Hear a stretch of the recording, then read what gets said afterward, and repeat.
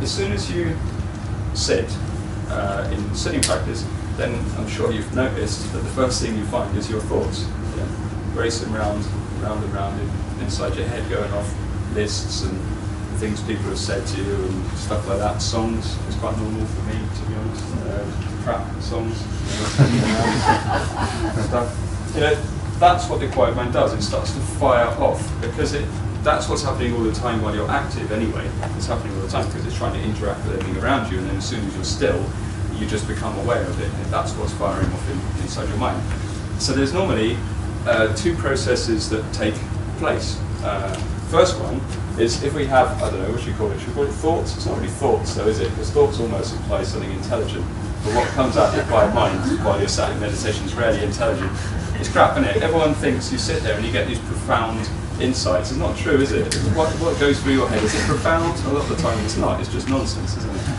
So the next thing you get on top of that is judgment. That's normally what happens afterwards. Because you start then observing. So who goes through this thought process? This is what I'm having tea for tomorrow. Why are you thinking about what you're having for tea tomorrow? You're supposed to be meditating. So then what you have in the second voice, the second aspect of a quiet mind that starts judging the first aspect of a quiet mind. And then half an hour later you realise you've been arguing with yourself. That's normal. That's what happens during sitting practice, right? If you haven't been through that, I'd be very surprised.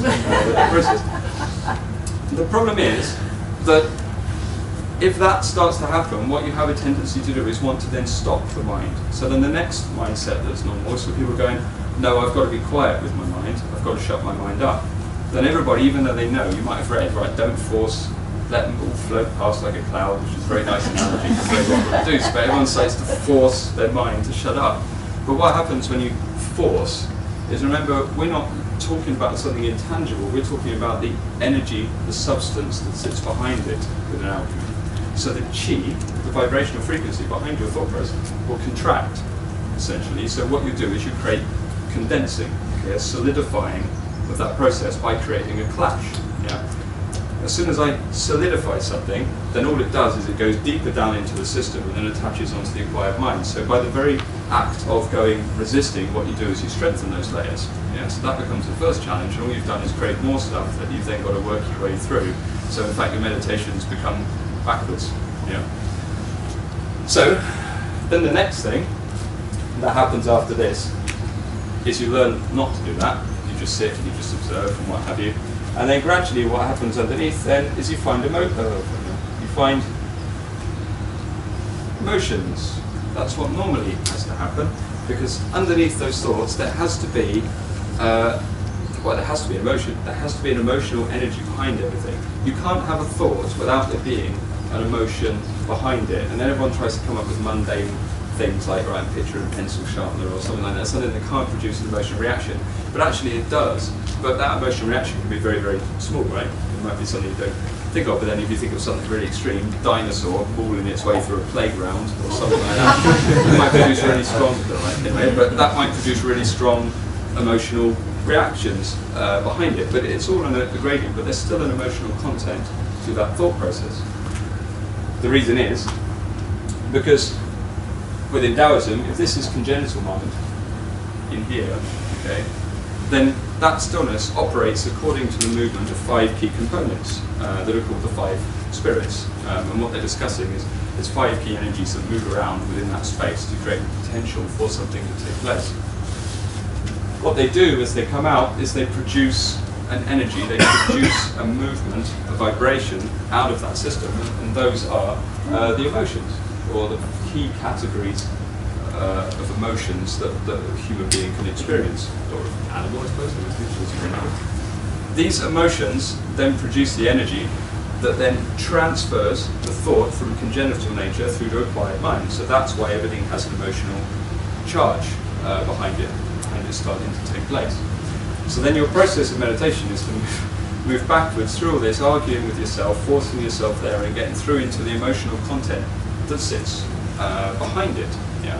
What happens then is not, I'm not talking emotional reaction like, you start crying or something like that, that's not what I'm after. Instead what happens when you go in is you just have a little realization. You start to see, oh, that's why that happens. That's an emotional thing, that's the reason why that process comes.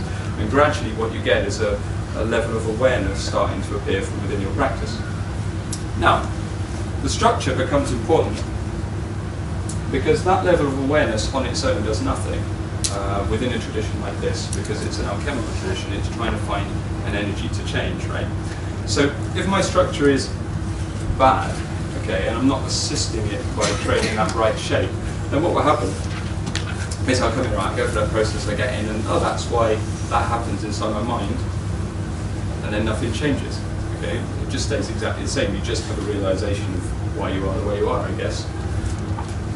But if you can create a lightness, a moving from a dense through to less dense situation within your body, then what happens is as soon as that realization comes, that little bit of awareness is given to that energy, into that state, into that mind process, then what happens is it starts to disperse, because you're creating the potential for the energy, the emotional energy, which is dense, to then move upwards towards a higher spike, to where it starts to spread, essentially, and it starts to dissipate.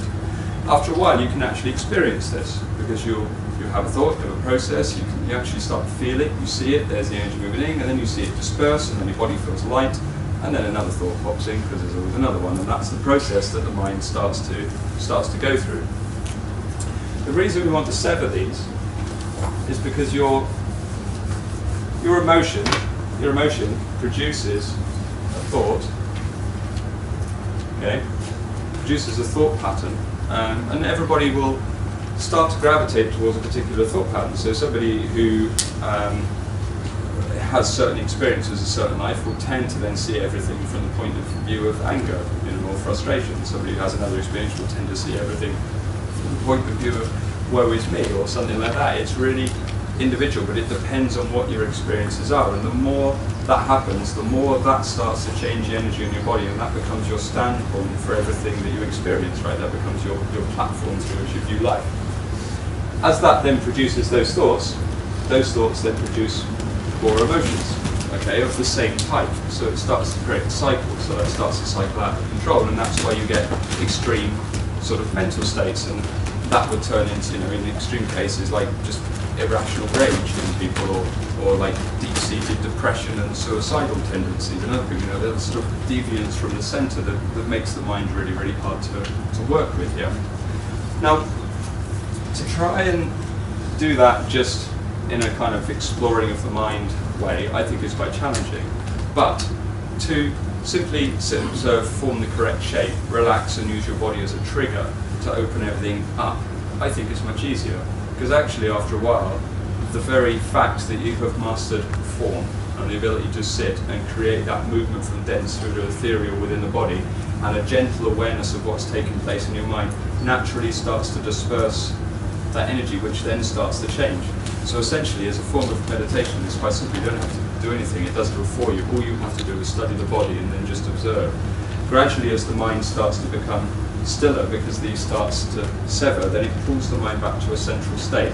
That then changes the quality of the energy through your body and makes the energy work a lot easier, because it will start to change and then progression along a line. Do you understand that? Yeah? This is why the study of form is important.